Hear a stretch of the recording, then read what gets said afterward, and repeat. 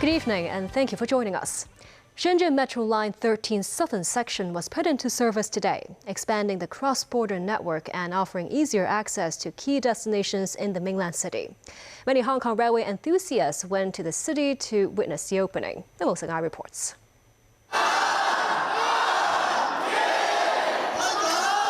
Early Saturday morning, a group of railway fans gathered at the Shenzhen Bay checkpoint station, one of the 7 stops on the southern section of Line 13.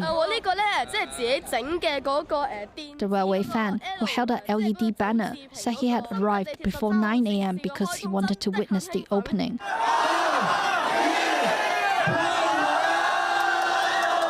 The first train departed at 10:15 a.m. 3 minutes before the scheduled time. Many passengers showed their excitement, with some filming the journey. The train has 8 carriages and can carry about 2,200 passengers at a time.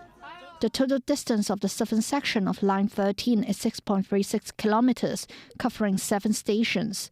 4 of them are interchange stations, including Hohai and Keyuan. At Hohai Station, passengers can transfer to Line 11 and reach the Shenzhen Bao'an International Airport. With the operation of the new line, some passengers said they can now travel to Hong Kong more easily. I came to the station after watching the news about it, the man added. The daily operation hours of the line is between 6:30 a.m. and 11 p.m., and the ticket fare is 3 yuan. Meanwhile, the opening date of the northern section has not been confirmed. Mums 9, TVB News. Today was also the opening day of Line 11 of the Guangzhou Metro. It marks the first metro loop line in the Greater Bay Area. At about 2 p.m., Line 11 was put into service. The 44.2-kilometer line has 31 stations, which cover 5 key districts of Guangzhou, Tianhe, Baiyun, Yuexiu, Liwan, and Haizhu. Among the 31 stops, passengers can transfer between lines at 14 of them. The West Kowloon Cultural District will host a fireworks and drone show tonight, with crowd control measures in place since 4 p.m. The measures include one-way pedestrian flow that can be adjusted based on actual crowd conditions along the routes. Museum Road and Cultural Road have been closed by police since 6 p.m. Indoor parking in the West Kowloon area will be off limits. Bus and minibus stops within the road closure area will also suspend services. Tonight's show will feature 1,000 drones creating panda-themed displays. Fireworks will be released by the drones. The spectacle will last for around 10 minutes. The Transport Department has launched self-service stations for applications to obtain international driving permits, allowing citizens to make online appointments starting today. From mid-January, they can visit the service stations to process their applications. There will be a total daily quota of 64 appointments. Anip has a story. Previously, applications for international driving permits required in-person visits or postal submissions. Now, citizens have an additional option to apply at the self-service stations for an international driving permit.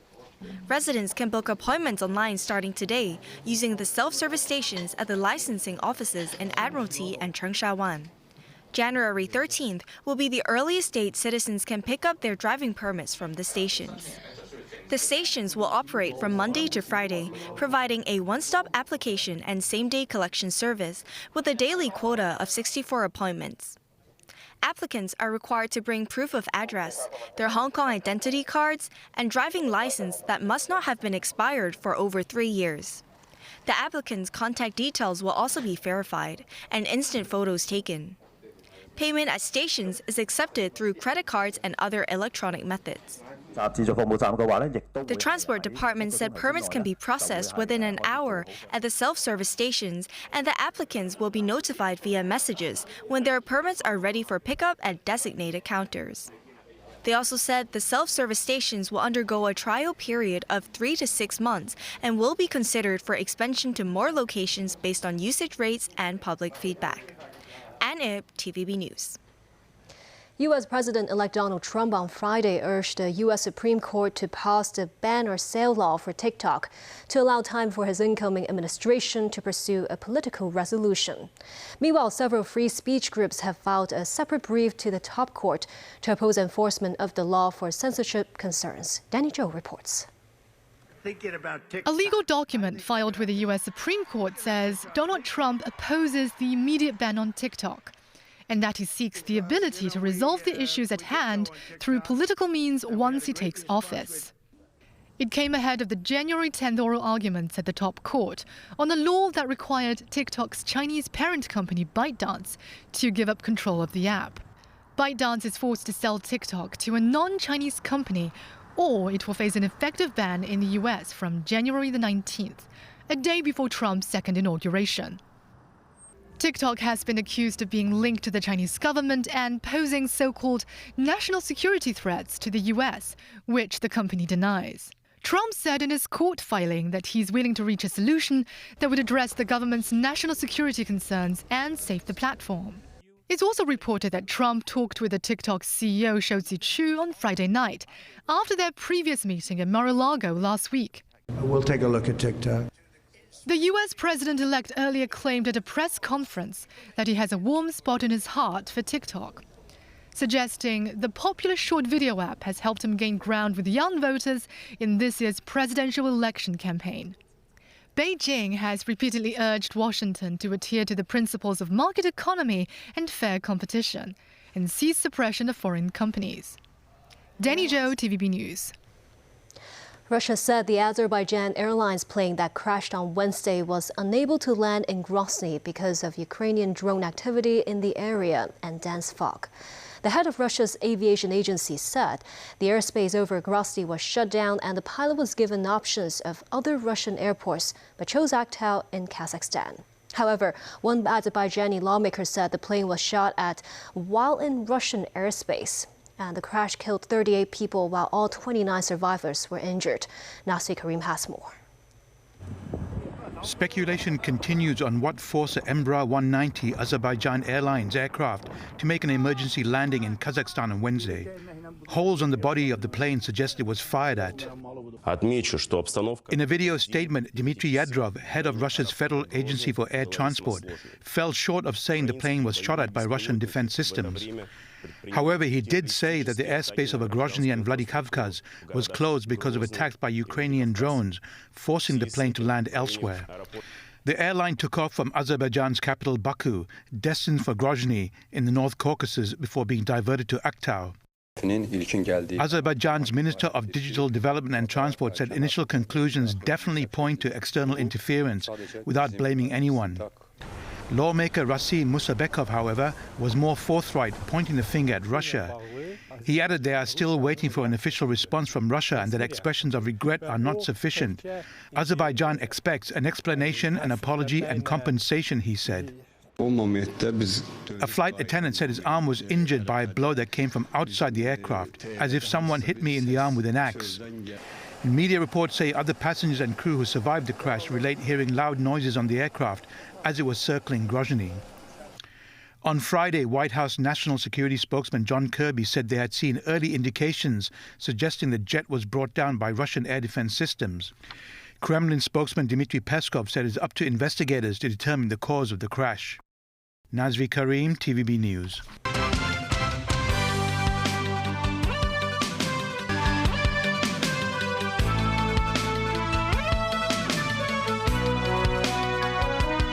Saudi Arabia has enacted sweeping reforms in recent years under Vision 2030, making strides in women's rights. The kingdom's workforce is experiencing a surge in female participation, which opens up new business opportunities. Danny Zhou has the story. In the once ultra-conservative Saudi Arabia, women were required to cover their bodies entirely in abaya and were typically prohibited to interact with men who were not their family members. They were under the close watch of religious police officers who roamed the streets to enforce the Islamic Sharia law. The kingdom used to be the only country in the world that forbade women from driving cars. It was not until 2018 that the 86-year ban was finally lifted. The historic move was part of a series of social and economic reforms carried out by Crown Prince Mohammed bin Salman. Najd was one of the Saudi women who immediately applied for a driving license after the ban was lifted. She could still vividly remember her first time getting behind the wheel. I was a bit scared. I used to go out by driver, but now I rely more on myself and I drive myself. It's a wonderful feeling. Meanwhile, Saudi Arabia has eased restrictions on women traveling, watching ball games, participating in politics, and voting. Authorities also ended gender segregation in restaurants. But legal discrimination still persists. For instance, Saudi women must obtain the consent of a male guardian to get married or divorced. Najd said she believes there will be more progress. In the past, Saudi women used to work in their homes, but today women are going out to work. Saudi women have all the capabilities to develop this country. Najd now works as an administrator at a human resources firm. An increasing number of Saudi women are barreling into the workforce. Their spending power has been on the rise, which brings about new business opportunities. A number of Chinese women are running nail salons here, with average customer spending ranging from a few hundred to thousands of Hong Kong dollars. Elated to see the steady growth of turnover, the shopkeeper said the prospects are promising. Ms. Zhao told us that women's beauty consciousness means the nail care market is expected to grow. Zhao added Saudi women are on the pursuit of refined beauty and tend to keep their nails neatly trimmed with no colors. Halal cosmetics that strictly prohibit pig ingredients are also a burgeoning niche in the beauty industry. Danny Zhou, TVB News. Back locally, the Transport Department's smart motorway pilot scheme on southbound lanes of Tin Cow Bridge towards Qingyi starts tomorrow. This initiative will use advanced intelligence systems to monitor traffic conditions continuously, detect anomalies quickly, and respond to incidents with flexibility. The system can swiftly identify traffic accidents and adjust lane control signals and speed limit signs accordingly, providing real-time road information to drivers via display screens. Data collected will help to formulate future strategies for smart motorway management. Secretary for Innovation, Technology and Industry Sun Dong said authorities are exploring new measures to attract key enterprises to set up in Hong Kong. Sun noted that efforts are underway to target key enterprises to establish factories and production lines in Hong Kong. Plans are also in the pipeline for a large-scale land release in the Sun Tin Technopole to draw more businesses for industrial development.